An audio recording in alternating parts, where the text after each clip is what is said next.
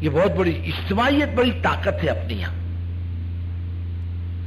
اور اللہ کو بہت پسند. اس لیے اللہ رب العزت کا کیا ارشاد ہے؟ ارے میاں بیوی کا جھگڑا ہو جائے نا، ہوتا نا بھائی گھر میں، ارے بولو نا، نہیں ہوتا تمہارے یہاں؟ ارے بولو نا، ارے نہیں ہوتا کیا؟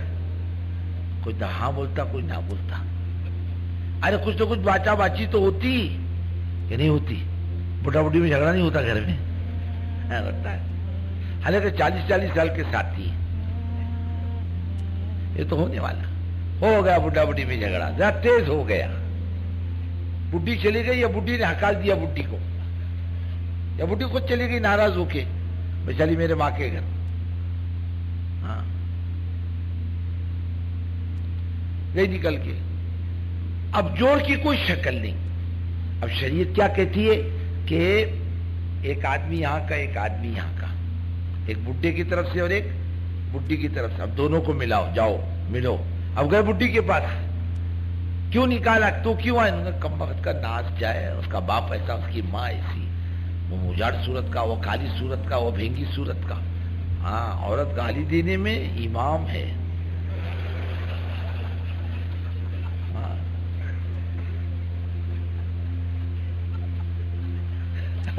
ہمارے مسجد کے سامنے ایک بڈھی رہتی تھی، تسبیح لے کے بیٹھتی تھی گھر کے دروازے میں، لیکن صبح سے لے کے شام تک سارے محلے کو گالیاں دیتی تھی. ارے اماں تمہاری عمر ہو گئی، تسبیح پڑھتی اور گالی دیتی؟ کون بولتا گالی دیتی؟ اب تسبیح پڑھتی، سبحان اللہ سبحان اللہ. وہ ادھر گیا کہ ادھر گالی شروع. بہت گالی دی اس سے. میں تھی نپ گئی، نہیں تو کون نپتا اس کے پاس. سن کے آیا اس کے پاس، شوہر کے پاس، کیوں گئی بڈھی تیری، تو نے کیوں نکالا؟ ارے اس کی ذات ایسی، اس کی ماں ایسی، اس کا باپ ایسا کم. اس نے کب انسان نے اپنے دیا گالی، اس نے پیٹ بھر کی بھی. آپ نے دونوں کی باتیں سنی کہ میں سچ بولنا چاہیے کہ نہیں؟ ارے بولو نا، جھوٹ بولنا چاہیے؟ سچ سچ بولو نا. ہاں اس نے تیرے کو 50 دی، تو نے اس کو 100 دیا، جو جوڑ ہونے کا وہ بھی نہیں ہوگا. اب آئے بڈھی کے پاس، کیا بول رہا تھا وہ نالائق؟ نہیں وہ تو کہہ رہا تھا کہ قصور میرا بھی ہے، میں آتا ہوں گھر کے کام کاج سے، یہ کوڑ کوڑ کرنے لگتی بازو میں بیٹھ کے، میرے کو بھی غصہ آتا ہے، اس کا منہ چلتا میرا ہاتھ چلتا. اب وہ بولی کہ ہاں میرا بھی قصور ہے، وہ آتا بیچارہ کام سے، اس کو گرم چائے دینا، گرم پانی دینا، منہ ہاتھ دھلانا. میں ادھر ادھر کے مسئلے لے کر کے بیٹھتی ہوں، وہ بھی تو آخری انسان ہے، غصہ تو آتا ہی ہوگا اس کو، اس لیے وہ بیچارہ وہ بھی مارتا ہے. میرا منہ بڑا خراب ہے، وہ بھی نرم پڑی، جیسے کہ عورت کی بیماری منہ ہے. عورت کی بیماری کیا ہے؟ اس کا منہ ہے. ایک بزرگ کے پاس آئی، کہنے لگی حضرت شوہر مارتا بہت ہے، ایک تعویذ دو یہ مارنا چھوڑ دے.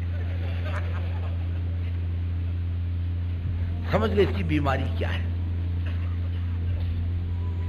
میں تو ایک تعویذ دیتا ہوں، لیکن جب تیرا شوہر آئے تو اپنے دانت کے بیچ میں تعویذ، آواز مت نکالنا، کچھ بھی ہو جائے. تو نے آواز نکالی کہ تعویذ کا اثر گیا.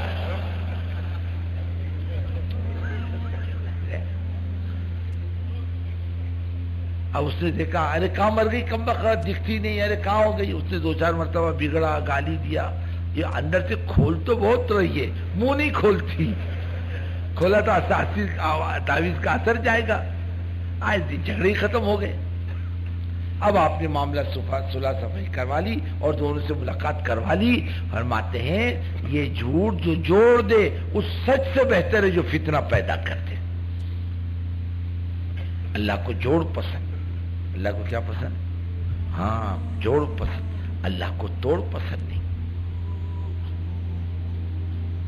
اور اپنی کام کی طاقت کیا ہے؟ جوڑ. اور وہ بھی دلوں کا، زبان کا، جسموں کا جوڑ نہیں، دلوں کا جوڑ. اور کتنا پسند بزرگوں دوستو فرمایا اگر 2 بات ادھر ادھر کی کہہ کے جوڑ کرا لے گا یہ بھی نفع کی بات ہے اس کے لیے.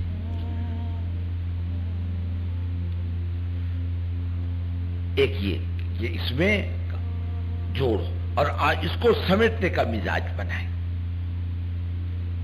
اللہ کی ہم بہت پسند ہے. اپنی پوری توانائی، پوری صلاحیت لگا دو. ابھی جماعتیں بنا کر اطراف میں جاؤ، 3 दिन رہو، اپنی دال روٹی پکاؤ، ان کو بھی کھلاؤ، خود بھی کھاؤ، ان کو جوڑو، ان کا کلمہ نماز صحیح کرو، ملاقاتیں کرو، ساتھیوں پر محنت کرو، نقد جماعتیں اٹھا کر اپنی بستیوں میں لے کر کے آؤ، ایسی محنت کرو۔ سمجھدار جماعتیں ہوں گی تو 3 دن میں اتنا محنت کر لے گی کہ سال بھر کا کام ہو جائے۔ مسجد و جماعت پکی کرنا، گشت کو دھکا دینا، تعلیم کی ترغیب دینا، 3 روز کی جماعتوں کا نظام بنانا، کام بڑھاؤ، فکروں کو بڑھاؤ، قربانیوں کو بڑھاؤ۔ راہوں کی کھولنے والی ذات صرف اللہ کی ہے۔ اور یہ جو تعلیمیں ہیں فضائل کی، اس کو اپنی مسجدوں میں، اپنے گھروں میں زندہ رکھو۔ حضرت جی رحمت اللہ علیہ آخری دور میں فرماتے تھے مسلمان کا کوئی گھر نہ بچے جس میں فضائل کی تعلیم نہ ہو۔ ہماری ماں بہنیں تسبیح و تلاوت کا اہتمام، نماز کا اہتمام نہ کرے، ایسا ماحول بناؤ اپنے گھر کا۔ اور فضائل کا تعلق جو ہے وہ ایمان سے، اور ایمان کا تعلق اعمال سے، اور فضائل کی تعلیم کو معمولی مت سمجھو، اس سے جذبات بنتے ہیں، مزاج بنتا ہے، طبیعتیں بنتی ہیں۔ اگر آدمی فضائل کا سننا چھوڑ دے آہستہ آہستہ طبیعتوں کی صلاحیت بھی دب جاتی ہے، عمل کا شوق کم ہو جاتا ہے، یہاں تک کہ آدمی نماز سے بھی دور نکل جاتا ہے۔ اس کو بہت توجہ کے ساتھ سنو، گھر کا ماحول بناؤ۔ یہ بیچاریاں عورت، ان کو اللہ کی بات کوئی بھی نہیں کہتا، یہ بالکل کوری، دور دور تک بیچاریوں کی زندگی میں دین نہیں، وضو نہیں، غسل نہیں، پاکی نہیں، ناپاکی نہیں، نماز نہیں، تسبیح تلاوت کا رواج نہیں، بیچاریاں کچھ نہیں جانتی۔ 70 سالیں عمر زندگی کے بیت گئے، شاید زندگی میں ان عورتوں نے کبھی سجدہ کیا ہو۔ ہم اللہ کو کیا جواب دیں گے؟ یا ایھا الذین آمنوا قوا انفسکم واہلیکم نارا، اپنے آپ کو، اپنے خاندان کو، ایمان والو، جہنم کی آگ سے بچاؤ۔ کیا مطلب؟ ان کو دین کے راستے پر ڈالو۔ عورت تو آدھا دین ہے نا،